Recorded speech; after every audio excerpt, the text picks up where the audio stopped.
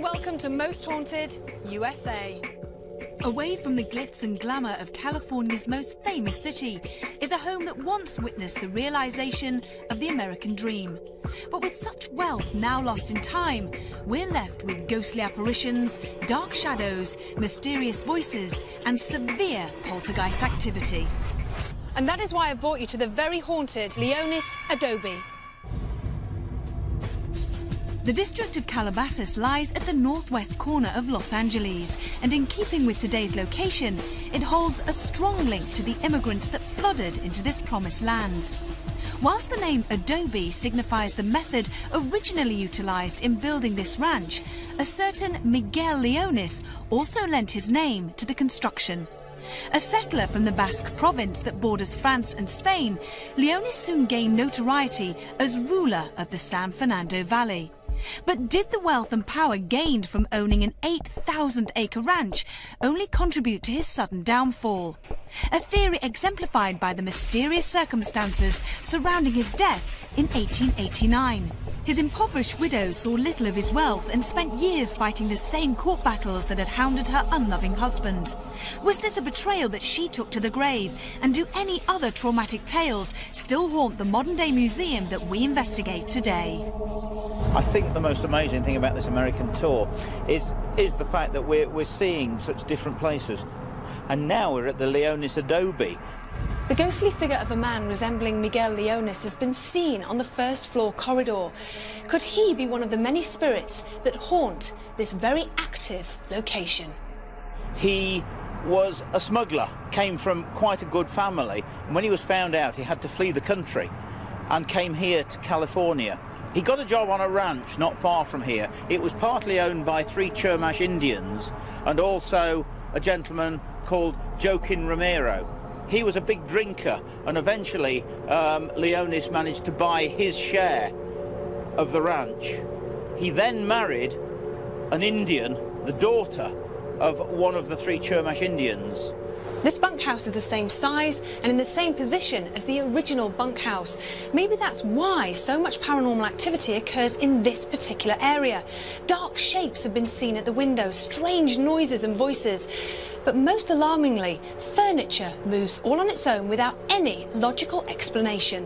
When he died, he left over $300,000 and was in fact the 3rd richest man in the state of California.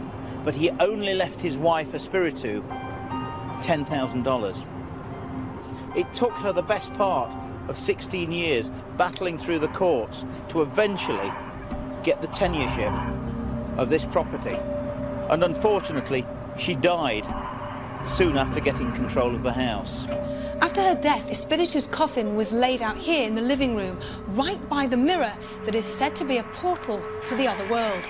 Could this be one of the reasons why there's so much activity in this room, from dark shadows to strange noises, and also people being touched by unseen hands? There are all sorts of ghostly incidents. Don Miguel is seen standing by the front door. He's seen standing on the staircase. Espiritu is often seen standing in her bedroom. Her ghost has been seen many times standing by her chest that stores her clothes. Indentations have been seen on the bed, and she's said to take a strong dislike to men that enter the room. And on many occasions, there's a very strong smell of rose perfume, the perfume that she used to wear.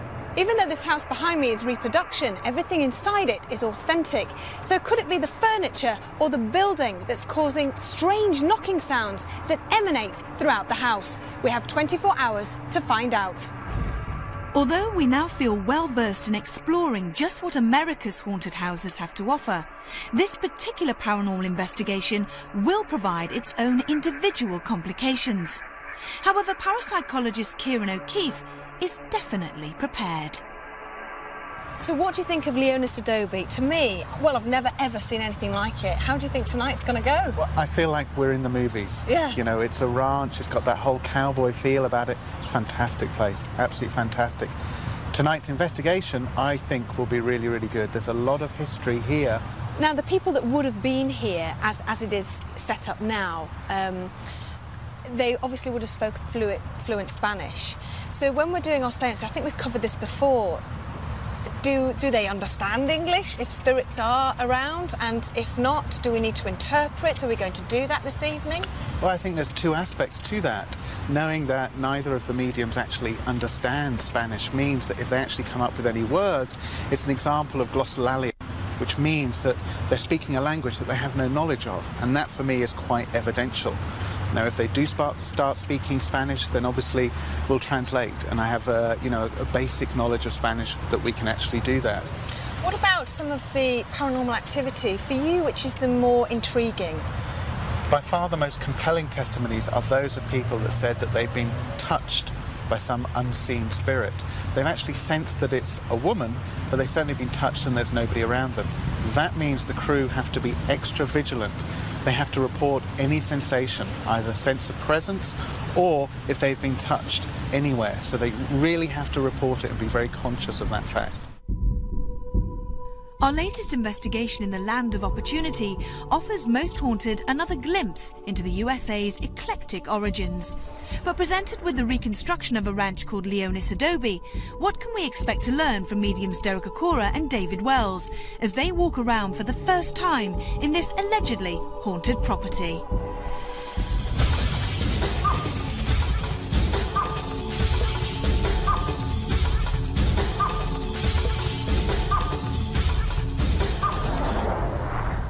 With so much history in this American home, we wondered whether Derek would pick up on the two strong characters that resided here.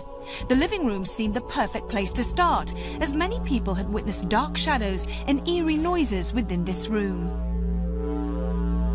Hey, Derek. Yeah, Livy, What do you feel in this room, your initial thoughts?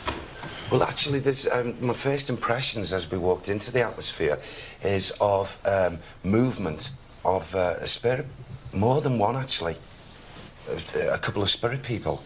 There's one, I feel that this particular one, he'd be like a shadowy figure. He would not show himself. The feelings here as if I'm getting movement. It's like there could be something, maybe, just as an example, on the table there. He'd like literally pick up an item, because I get as if I'm going to this window here with this one. And it's like he just takes something maybe from there and place it there. So what's his connection to the house, then? I feel he was a man that was of standing here. The only fly in the ointment, so to speak, with him is I feel he meted out some kind of justice here. He made a decision with a group of others to take a man and hang him. He screams, and his agony. Can we move into there? Yeah, sure. Is that okay? Yeah. Oh, incidentally, sorry, Evie. This man, also, it's not just this part of the room. He moves around everywhere. Which man? The man of standing, of the family. I feel the one who was hung, only a young man, probably in his 20s. And the time... He didn't eat the horse. What? You say he didn't eat the horse? He didn't eat the horse. What does he mean? What do you mean, Sam? Eat the... It's like as if I'm accused of taking a horse. And, you know, his innocence of saying, you know, if I did this, where is the horse? Simple excuse to say that if we can't find it, he's eaten it. So they hanged him because they thought he'd eaten a horse? Yes. We know of the man who became the king of Calabasas, but as night falls on his former home, who would feel the wrath of Miguel Leonis?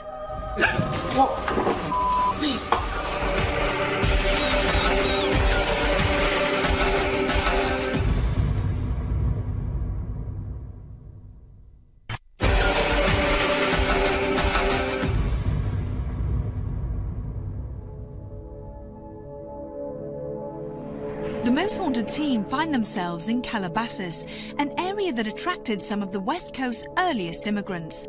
One such man was Miguel Leonis, whose ranch of the same name is our base for the day. And after encountering male belligerents in the living room, a delightful female energy appears to wait for us as we head up to the first floor. Since coming up onto this level here, I'm getting the walking of a woman, Yeah. a lady, a good soul, but a mixed character. That's the way I can describe it at the moment. Oh, she was colourful. Was she very beautiful? Very. Really? Very vivacious. Yeah. She was a striker to a man's eyes. Really? She was married. I know she liked being paid compliments by men. She liked the company of men. Yeah. It's like saying this. I know who I'm going to be with tonight, but tomorrow night it'll be someone else. When he died in 1889, Miguel left behind not just his wealth, but also a wife. However, this is where their connection largely ends, as she saw little of his money. A betrayal that left her wary and resentful of any male suitors, until her death here in 1906. Her name was Espiritu, and her bedroom awaited us next. Her energy at times sits here, and she sits slightly awkward. It makes me feel as if my side here, something here in effect. And it's like when she got up, the leg for some reason was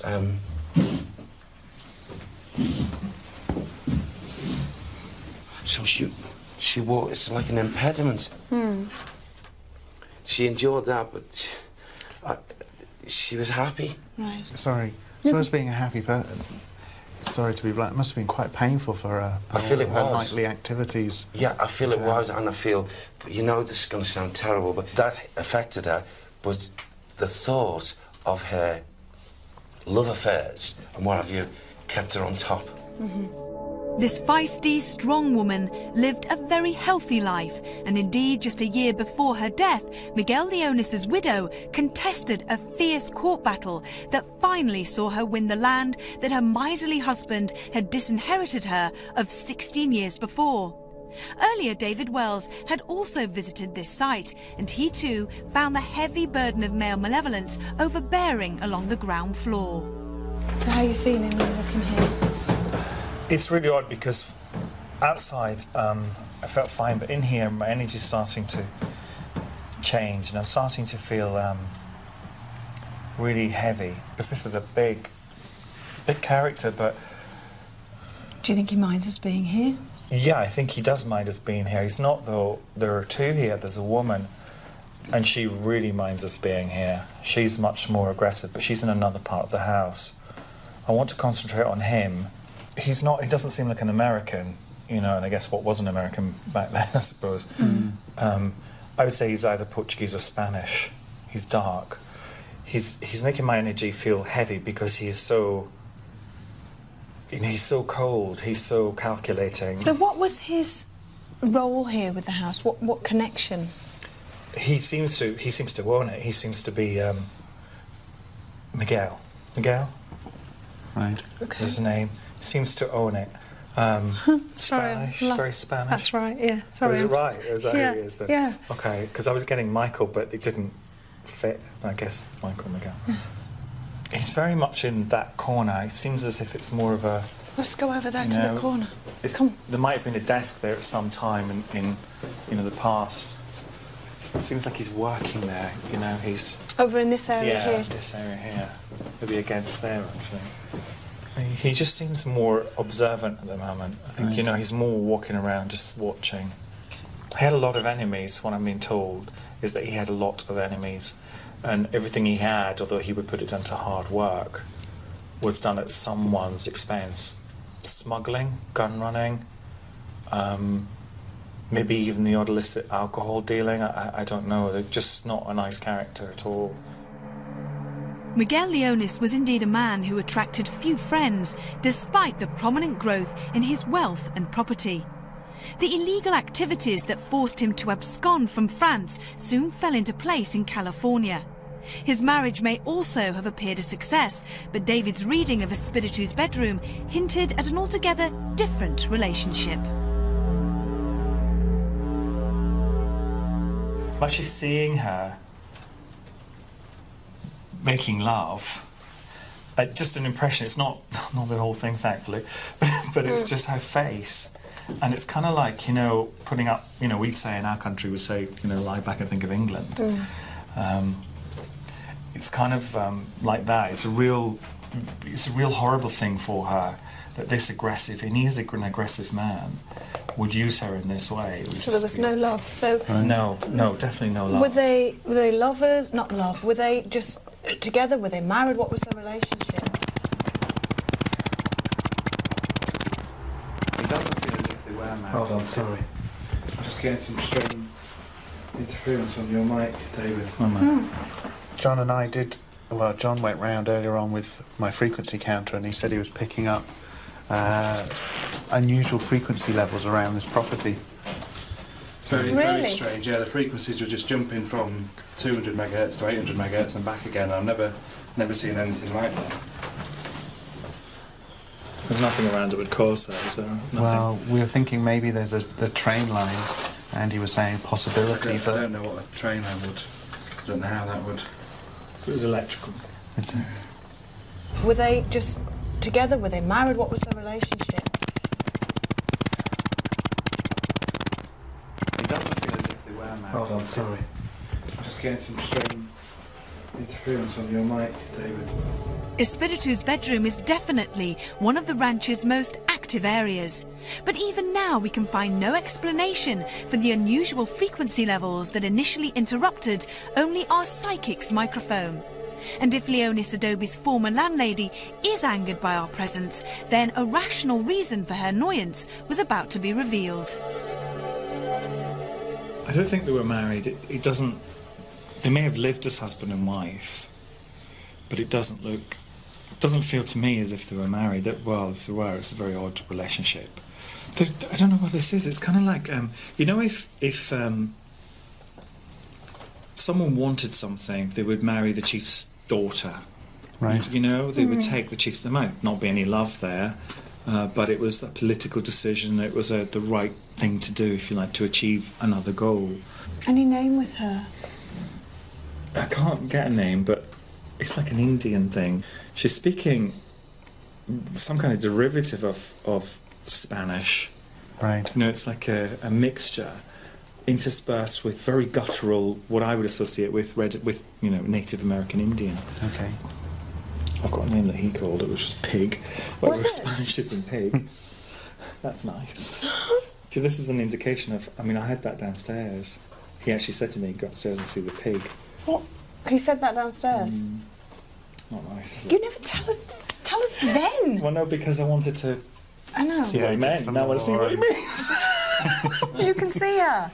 Well, I have an image in my head of what she may have looked like, and it's... she's broad where a broad shouldn't be broad. You know, she's very big and very kind of like, you know... So she's a fat woman. She's a big woman. I mean, he wasn't, I think, towards the end of his life, anything, you know, he's certainly no oil painting. But she is big. Is there any But way- she's grabbing money. She's sort of grabbing, and it's not like she's hoarding it. I don't know what she's doing with it. She's saying, mine, all mine. What She's sort of saying things hers. would happen in this room? I think there may be visuals. People may see dark shapes or an impression that she's around. I think there may with her also be a smell, but the smell I get is more of a heady perfume. It's like an incensey type thing, or something she may have put on. There may be that. With David seemingly picking up the energy of one supposed female spirit, we move into the corridor to see if this area will reveal the female's identity. Right, okay. Behind here is the picture of the lady of the house. Right. Doesn't have a name on it anywhere, does it? No. No. Okay, do you want to... Oh yeah. Pretty. This would have been her not long before she passed away. Right. Yeah, that fits. I would say though that if that's not long before she passed away, before that she was bigger, slightly bigger. The face is right. Right. But I think obviously she's an older lady then, but she would have been bigger. Right. Okay. And when you look at that, can you concentrate on it and see if you can get a name? I'm sorry. I think he may have given her a name. Maybe that's what it is. Right. He may have given her a name. Right. Okay. This is quite a significant photo too, because this was right after she had spent 16 years, is that right, Richard? 16 years. 16 years battling for ownership With this property. of this property, so grabbing the money. Yeah, all right. OK, put that down. Contrasting phenomena such as dark shapes and perfume smells are just some of the sensations known to greet visitors to certain parts of this reproduction ranch. So what would we find as we enter the bunkhouse on the land that has witnessed so much of this town's past? Staff and visitors have heard the ghostly cries of children, and dark shadows are seen in this small, isolated space.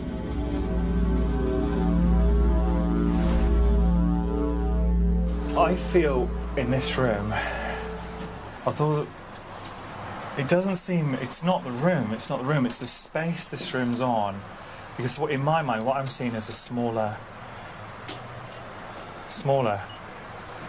building. Similar but smaller. So it wasn't as it is now? No, it seems smaller. But there's a little boy, and little boy's hiding. There's actually, I tell a lie, there's a little boy and a tiny little girl. And they're cowering in the corner. But I'm trying to think, why is he here? Why is he... I mean, if you had a place that was nasty in your life, why would you return to it? Yes. Okay. Because of the girl. I think he's saying to me, because of the little girl who didn't cross properly, he's come back. And he seems more... So why I'm seeing this, he is more of a... He's more of a light. He has more of a translucence about him in my sight. Yeah. And she's a bit more solid. Now that to me says that he's come back to protect and to keep. And it's her. But I wouldn't be surprised if people pick up on a dampening here, a sadness here. Despite the troublesome characters that appear to litter this land's tempestuous past, David's sensing of a more infantile presence does ring true based on previous paranormal reports here. Yet so many sightings are linked to the husband and wife that remain synonymous with the ranch, even though they died a century or more ago. So if Miguel and Espiritu are still in residence, then perhaps a living room séance would test their resolve. And with our cameras now in night vision, Derek, Stuart, Kieran and John Dibley head to Espiritu's bedroom, while Carl, Kath and I join the circle that David had opened in the living room. If there's anyone in this room, any astral beings, any spirit beings, Miguel, if you're here, please make yourself known. Please make a sound. Please touch one of us. Do you feel anybody's here, David? Oh yeah, I feel his presence around us. What? Me? Are you okay? Yeah, sorry. What's wrong? No, it's like somebody grabbed my trouser leg, or something grabbed my trouser leg. I never moved my feet. Didn't move my feet at all. How's everybody feeling here? I feel quite calm. I feel like there's a lot of us in here, and There is. I know, because there's a lot of us. It doesn't add to the the feeling of being scared or whatever. Well, we're quite jovial too, aren't we? So. Yeah, but I like that. Should we stand up? Because the table's on casters. He's not near me, is he? Who? He's moving around, but I'm telling you, he has a particular interest in you. It's really weird because I really felt as though my bottom was being like felt. Ask him. Just ask him. You're like this. Ask him. Miguel, please, if you're here, please make your presence really felt. We know you're here. Right. That was really hard. That was. What? Somebody really grabbed me this time. On your bum? On this side, yeah. He may once have ruled this land with a ruthless rod, but has time mellowed the mean and moody Miguel Leonis? And who else would live to regret their antagonism of the woman that Miguel left behind? Just heard footsteps.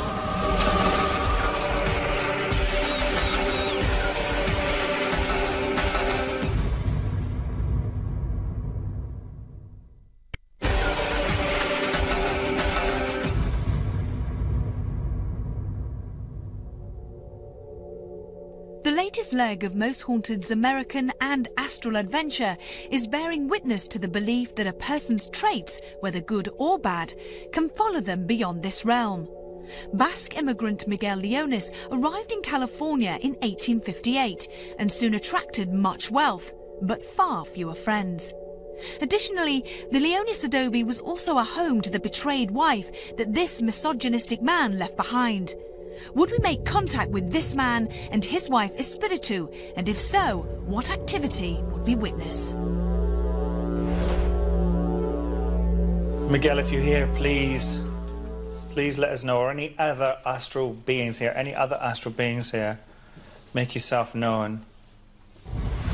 Hey guys, you know, just for a moment there I got a waft, okay, from right across my nose, and all it was basically, and you're going to laugh at this, it's like a stale smell of sweat.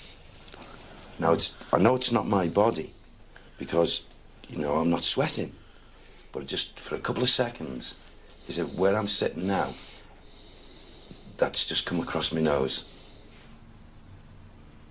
Someone's just moved my chair. I don't know if it was him. Miguel, if that was you, please move my chair again.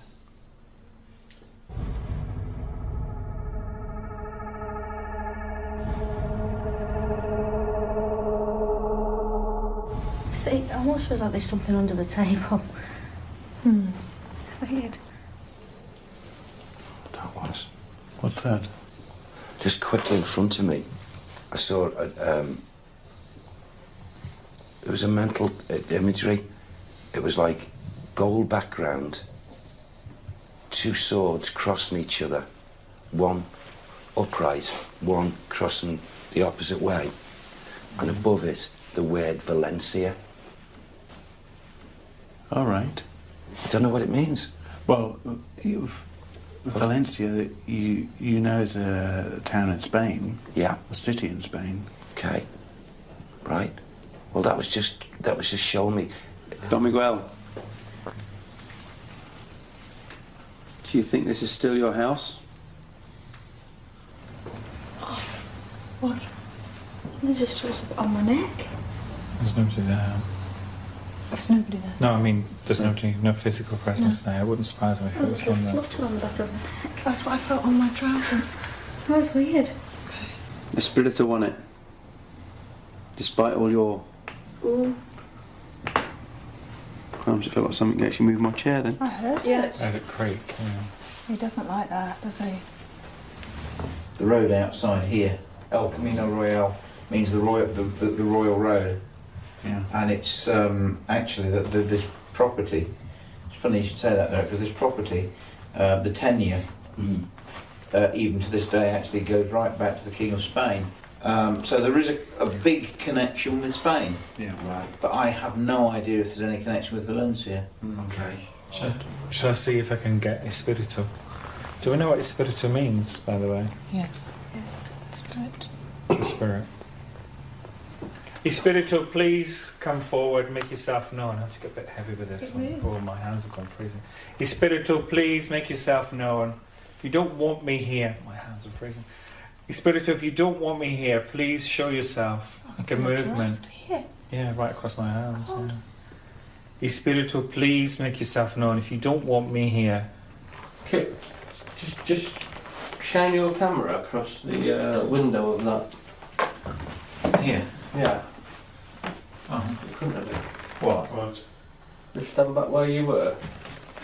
Stand back behind the railing. Back on your spot. the railing. Back on your spot. Back in Yeah. the box. Right, now just pan your camera just up and down where you're standing now. I see. Couldn't have been. What did you see? Two lights go across, two red lights. Red lights? Yeah.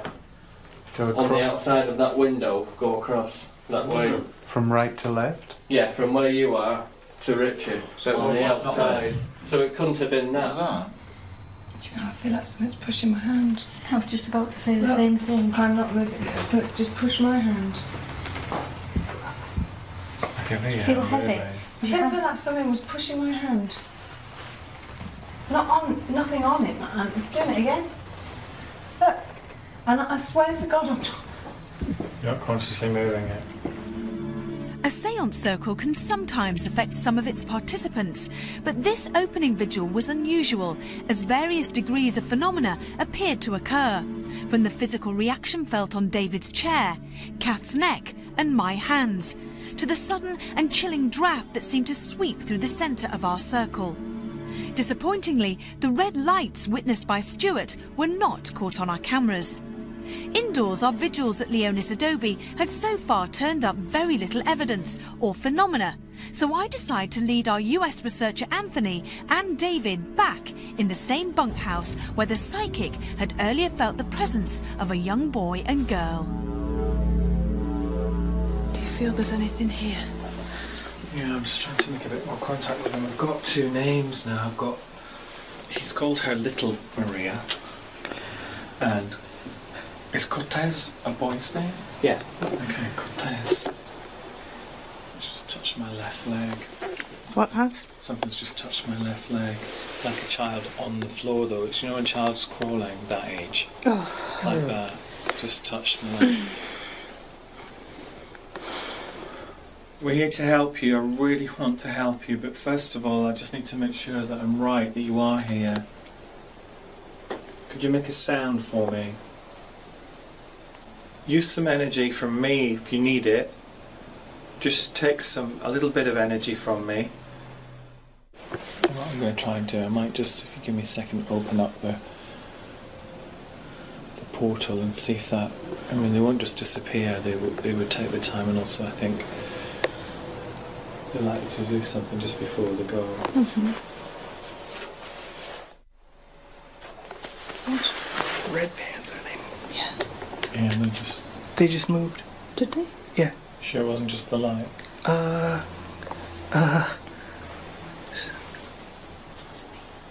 No. That's why I opened the door, that's why I was asking. I've opened the portal here. There's something odd happening to me as far as energy goes. I've just felt a real walk through someone. Walk right through me. What? Not a child? No, bigger. This was an adult. The children, I really strongly feel the children have gone this, because the door's shut, the portal's closed. So we've released the children? Yeah, it seems to me the kids have gone, I can't sense them anymore. So who's here then? What, we let somebody in? No, the door. Who moved then? Who the hell moved then? Did you feel that? Yeah. Who the hell moved then? What did you feel? The whole bloody floor shook. You get a name with this guy? And the name that's gone on in my head is Juan. But I don't think he's not. Did you just breathe on me then? No. I felt the floor move. I moved, but I felt a draft. You did? I felt a draft. Massive draft. I moved, but I felt a draft. Juan, if this little girl was yours, you must understand she's gone to a better place. It's somewhere you can follow, somewhere you could always have gone. All of you could have gone. Sorry, it's just touched me in the back. You're right. Yeah, I'm fine. You call out, Kath. Oh, hey, there you go. Hang on, it's a tiny one, it's gone.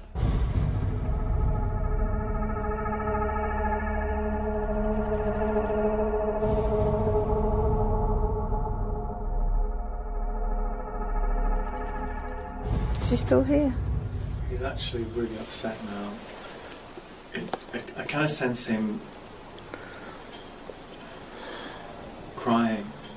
Our time in the bunkhouse had provided several sensory points of interest, with particular regard to some of the ranch's other residents.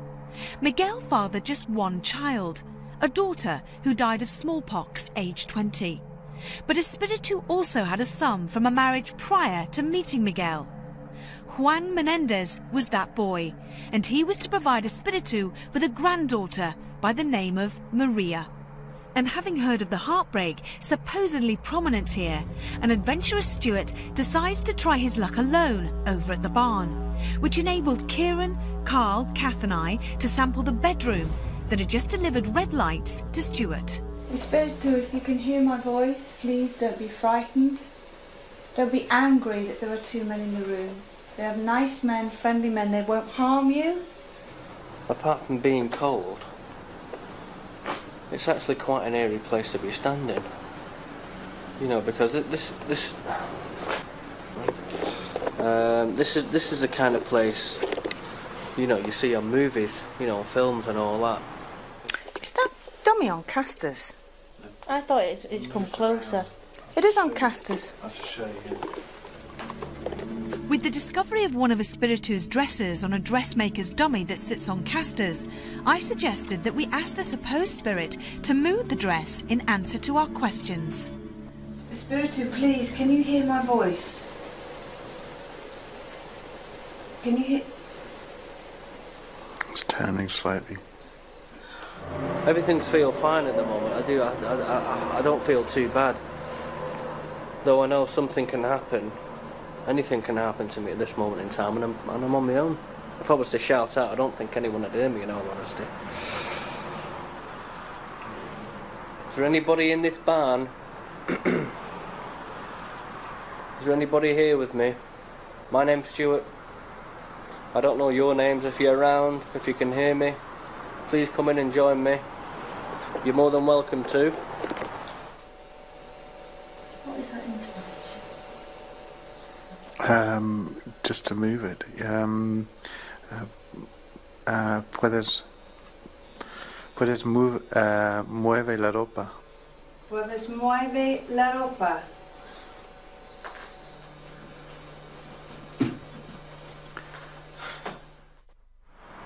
Can you throw something across the barn? Can you pick something up and throw it? Can you make footsteps? Can you make the sounds of footsteps? Can you tap dance? Can you do something to let me know that you're here?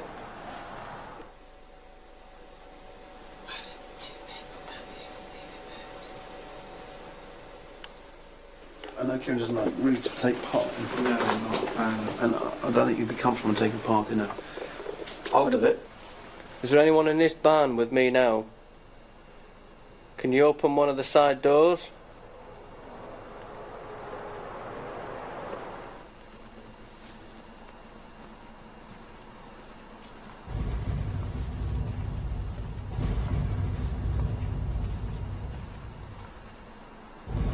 I've just heard footsteps.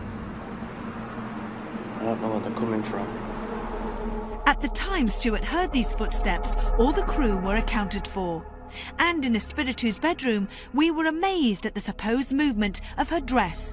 And knowing of Espiritu's reputation and her attitude towards men, what else lay in store at the Leonis Adobe? I'm almost feeling an anger coming from it.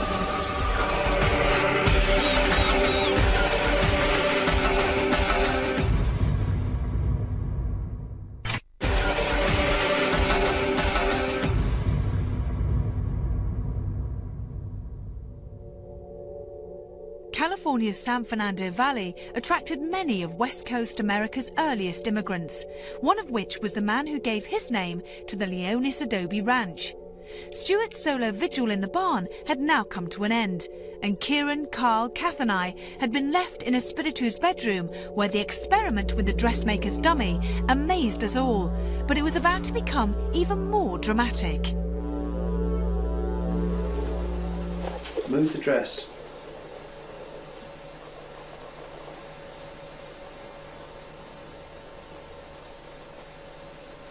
Did it move then? Yeah, I got it moving.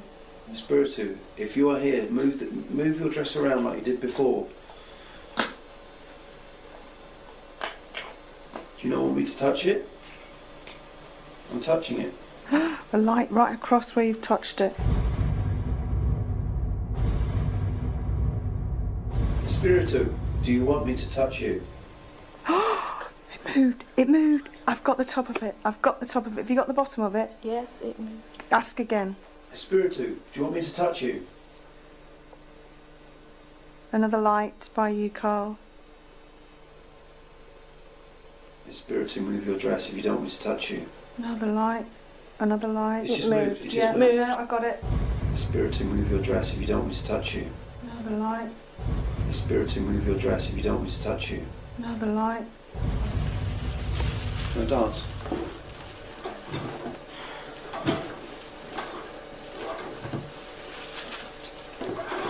just want to get down and dirty.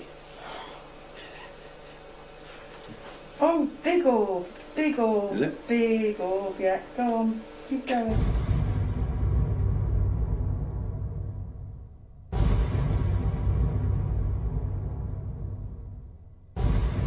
This is really strange. I'm staring at the dress saying that, and I'm almost feeling an anger coming from it. I know it's not moving, but it's almost like the dress is getting bigger. I mean, I know it's only. Yeah, but still, it's a picture reported. I think that's it. I don't think That scared the shit out of me. That did when that moved. If I was in here on my own and that had happened, I would have been outside of there. Espirito, I want you to forgive me for. I didn't mean any disrespect to you or your spirit. You know why I was trying to trick you to show yourself. I have great respect for women. I have great respect for you, certainly for what you stood for and what you did. And please, please forgive me if I showed you any disrespect. I certainly meant none.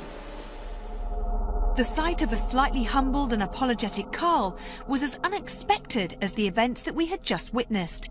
And on closer inspection, we can see that the dummy's movement wasn't consistent. It moved both towards and away from Carl, which surely eliminates the possibility that his hands or feet could have unintentionally touched the model. And before our investigation concluded, David asked Carl to retrace his steps in Espiritu's bedroom, a decision that would prove just as interesting. I just feel I've got a headache that I can't budge, and I've just sat here. I felt like I wanted to be sick, and it came across quite quickly, and there's no reason for it. There really is no reason for it. Carl's nausea caps his own personal experience of a room he'll soon want to forget. And whilst we also captured a few light anomalies, Kieran's additional experiments were to prove inconclusive. Unlike the many castles and rural retreats that Most Haunted investigates, the Leonis Adobe holds an understated air of abnormal activity. We approached this property with open minds, but well aware of the tales that accompany this part of California.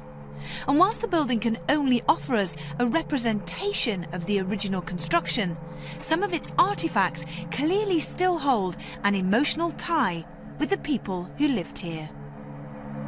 Given the emotional history that's associated with Leonis Adobe, it didn't match the amount of phenomena that the Most Haunted team captured. It was hard for me to get a real impression of it being haunted, because it seemed, I don't know, empty to a certain extent. But things happened, things kicked off, I'm pleased to say. David came up straight away with the correct chap, Miguel Leonis. He said that he thought he may have been Spanish. Not far wrong, because he was actually a Basque who lived in the Pyrenees and emigrated to California. The highlight of the whole shoot was that dress, and the fact that Carl was in there doing a vigil with others, and there's no doubt in anybody's mind, because it's definitely on camera, that dress moved of its own accord. It's spirit to move your dress if you don't want me to touch you. Another light. Another light. It's It just moved. moved. Yeah, no, I got it. The dress dummy did actually move, but it's a similar sort of phenomena that may occur with glass pushing.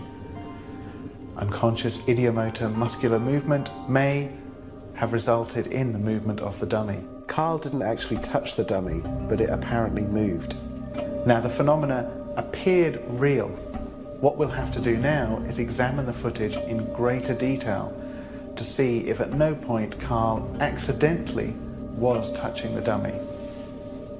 A skeptical explanation would be that he was accidentally touching the dummy with a part of his body but didn't realise. In addition, there were several wooden floorboards underneath the dummy, and standing in a particular way may have resulted in it moving slightly. In summary, Leonis Adobe did not reveal as much phenomena as the Most Haunted team expected. The Leonis Adobe that greets you today is a testament to its former glories. But crucially, the apparent astrals that appear to exist within strongly hint that you are in death as you were in life. Until next time, sleep tight.